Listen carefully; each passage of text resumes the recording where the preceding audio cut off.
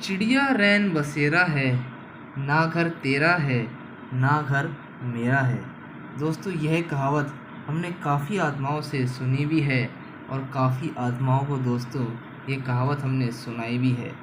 दोस्तों इस कहावत का अर्थ ही ये है कि ये दुनिया, ये स्थूल लोक जो है, ये मेरा नहीं ना तेरा है। ये तो बस एक सृष्टि खाना है जहाँ आत्मा को अपना पाठ बजाना है।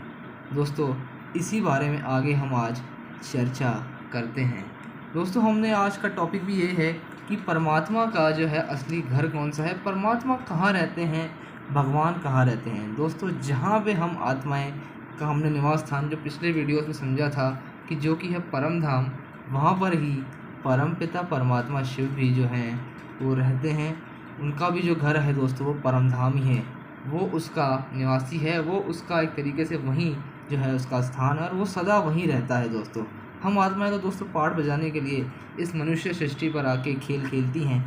वो जो है ऊपर ही रहता है सदैव, और सदैव ही वहाँ से हम आत्माओं के लिए जो है शुभ कामना और शुभ भावना रखता है। वो वहीं रहता है दोस्तों और वहीं से अपना पाठ बजाता है।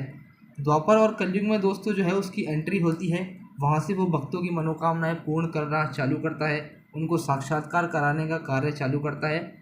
और सतयुग और त्रेता युग जो कि संपूर्ण सुख की दुनिया है दोस्तों, तो वहाँ पर उसका जो है काम ही नहीं है, क्योंकि हमें भी दोस्तों उसकी ज़रूरत नहीं, क्योंकि संपूर्ण सुख की जब दुनिया है दोस्तों, भगवान का वहाँ क्या काम। भगवान को दोस्तों बुलाते ही तब हैं जब दुख आता है।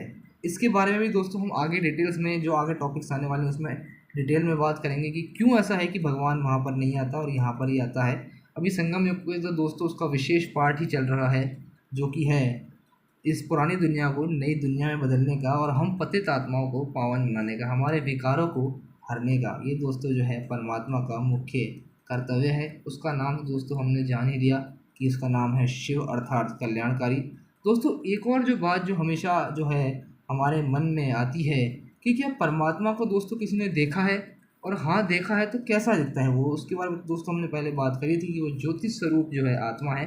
लेकिन दोस्तों क्या परमात्मा को किसी ने देखा है, इसके बारे में भी डिस्कस करते हैं कि जो कि परमात्मा को दोस्तों देखा है तभी तो दोस्तों उसका जो ज्योतिर स्वरूप जो लिंगम जो है ज्योतिर्लिंगम वो बनाया गया है। दोस्तों उसमें लाल प्रकाश की ज्योति है और ज्योतिर्लिंगम के रूप में उसको बनाया गया है।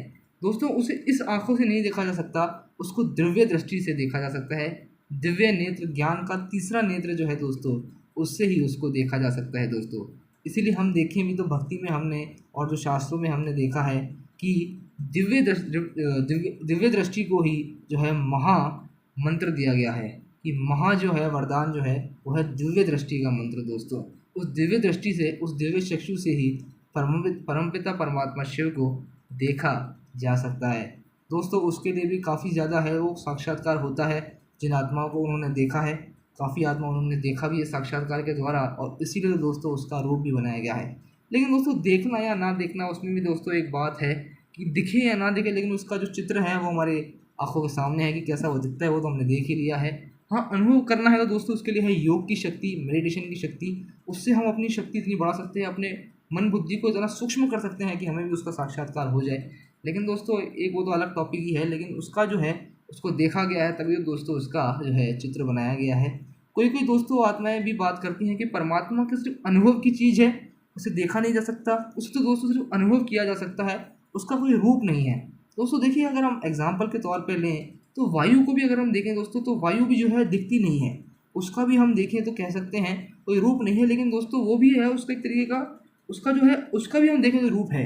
अगर हम दोस्तों बात करें उसका रूप जो है वो अलग अलग होता है। जैसे एक फुटबॉल में जब वायु होती है तो उसका रूप अलग सा होता है, किसी और में होती है तो उसका रूप अलग सा होता है। और उसके बारे में दोस्तों हम ये कह सकते हैं कि उसका अति सूक्ष्म रूप है, एक स्थायी रूप नहीं है, हिलता डुलता रूप है वायु का दोस्तों। लेकिन ये कहना तो दोस्तों गलत होगा ना कि वायु का रूप नहीं है, उसको केवल फील किया जा सकता है। हाँ फील किया जा सकता है, लेकिन उसको अलग अलग रूपों में देखा जा सकता है।